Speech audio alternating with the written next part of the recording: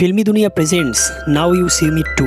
इसके पहले पार्ट में हमने देखा था कि कैसे 4 मैजिशियन अमीरों से पैसा लूट के आम आदमी में बांट देता था, लेकिन इस मूवी में हर एक सीन आपको ऐसे ट्विस्ट देगा कि आप स्क्रीन नहीं छोड़ पाएंगे। उम्मीद करता हूँ कि आप पिछले वीडियो को जैसे प्यार दिया था इस वीडियो को भी उतना ही प्यार देंगे।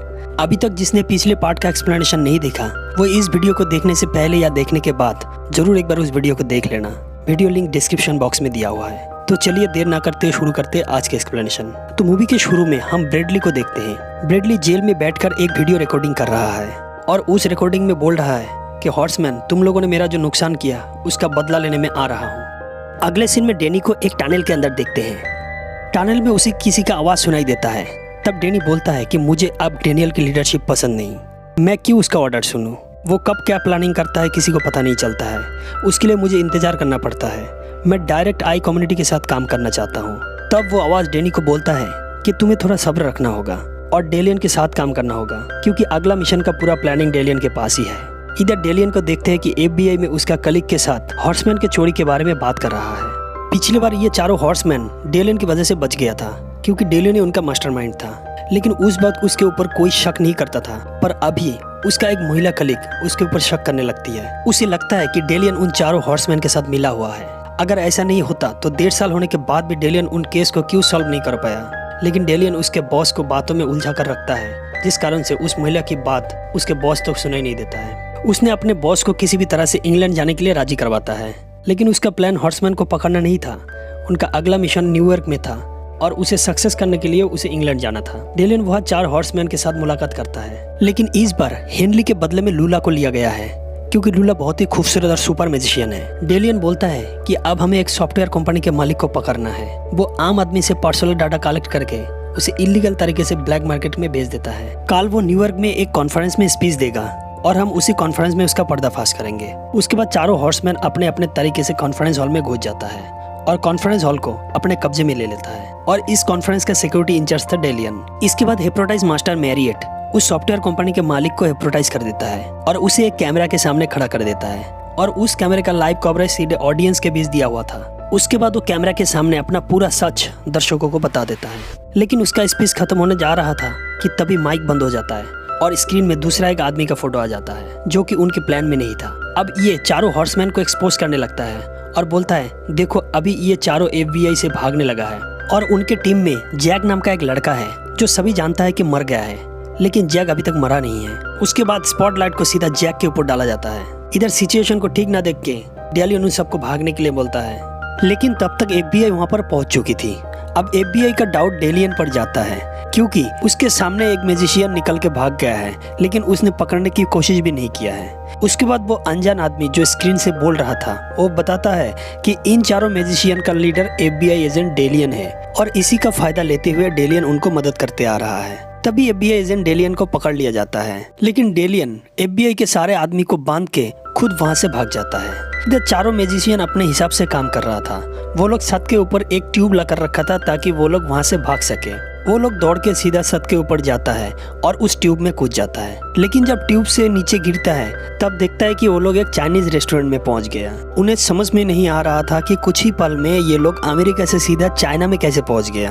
तभी रेस्टोरेंट के अंदर मैरियट का एक हमशक्ल दिखाई देता है। मैरियट और उसके हमशक्ल में बस इतना सा ही फर्क था कि उसके सिर में बाल था। ये हमशक्ल असल में और कोई नहीं मैरियट का छोटा भाई था, जिसका नाम था चेस। तब चेस उन्हें कहता है कि मैं भी एक हिप्नोटाइज का मास्टर हूँ और मैं एक बिजनेसमैन के साथ अभी काम कर रहा हूँ, और मैंने ही हिप्नोटाइज करके आप लोगों को अमेरिका से चाइना लेकर आया हूँ। इसके बाद चेस इन सबको उसके बिजनेसमैन पार्टनर के पास लेके जाता है, जिसका नाम था वॉल्टर। अब वॉल्टर उन्हें बताता है कि उन लोगों को उसने कैसे यहाँ लेके आया।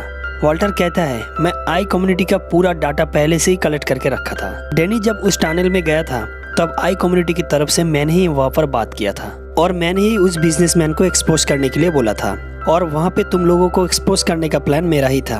वॉल्टर कहता है, तुम लोग जब ट्यूब से नीचे आ रहे थे तो हमने पहले से ट्यूब के अंदर एक हिप्नोटाइज करने वाला मशीन लगा के रखा था, और उस मशीन से निकली हुई गाने से तुम लोग हिप्नोटाइज हो गए।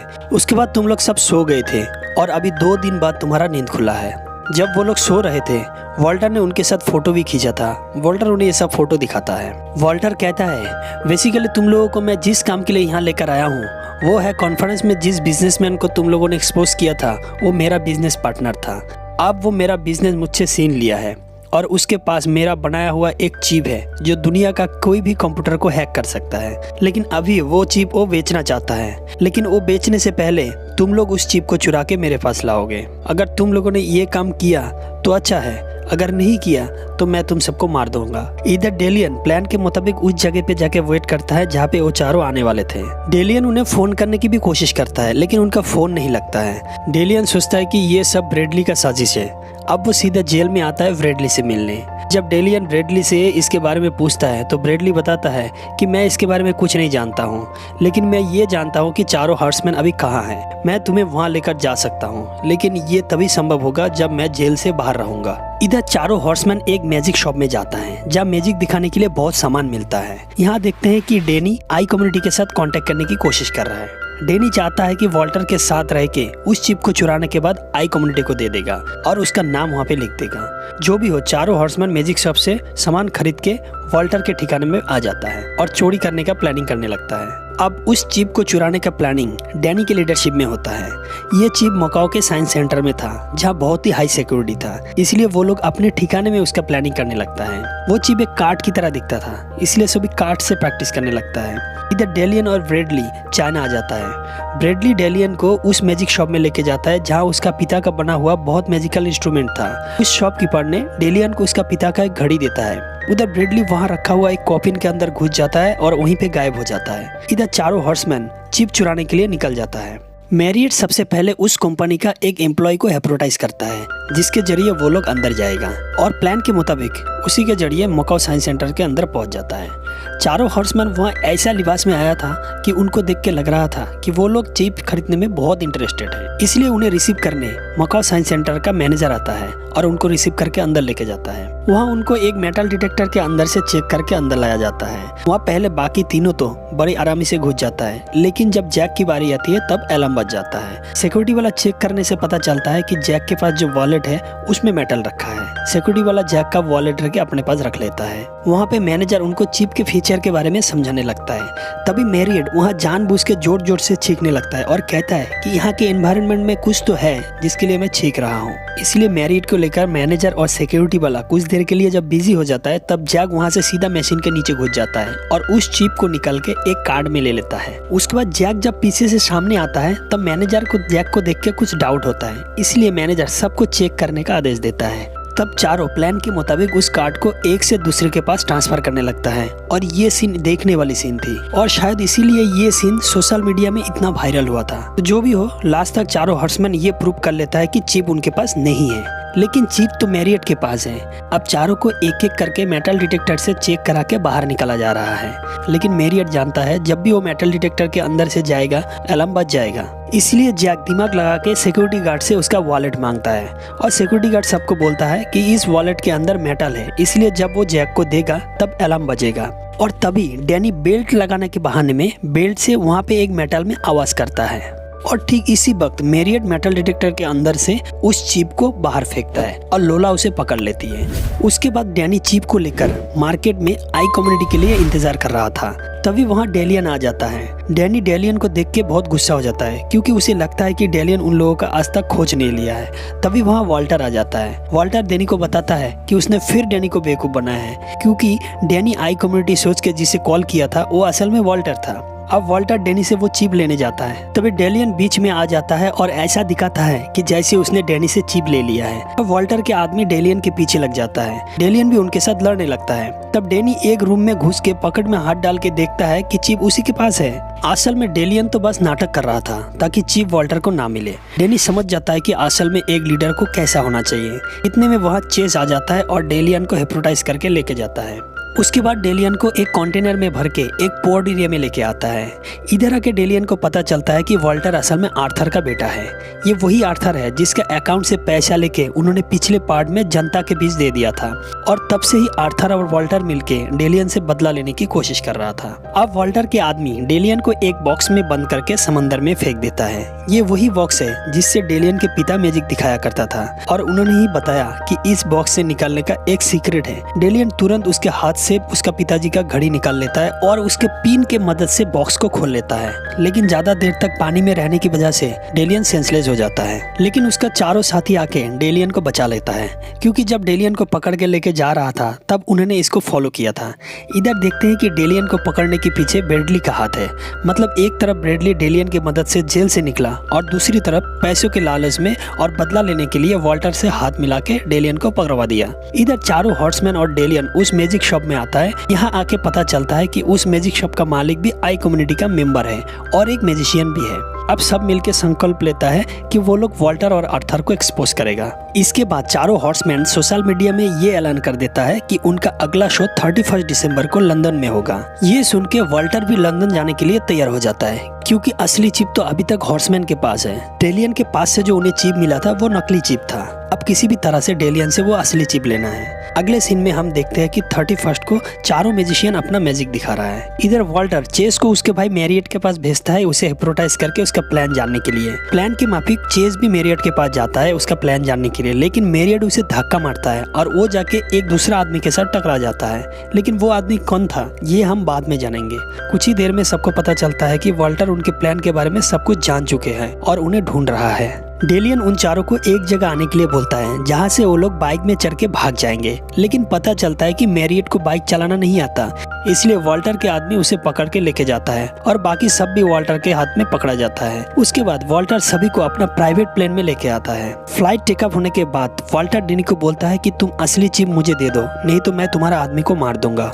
ये सुनकर डेनी वॉल्टर को वो चिप दे देता है। इसके बाद वॉल्टर उसके पिताजी से पूछता है कि इन चारों के साथ अभी क्या करना चाहिए। तभी चेस बोलता है कि इन सबको प्लेन से बाहर फेंक दो। उसके बाद वॉल्टर के आदमी डेलियन के साथ चारों को नीचे फेंक देता है। उन चारों भी अपने आप को बचाने की कोशिश करता है।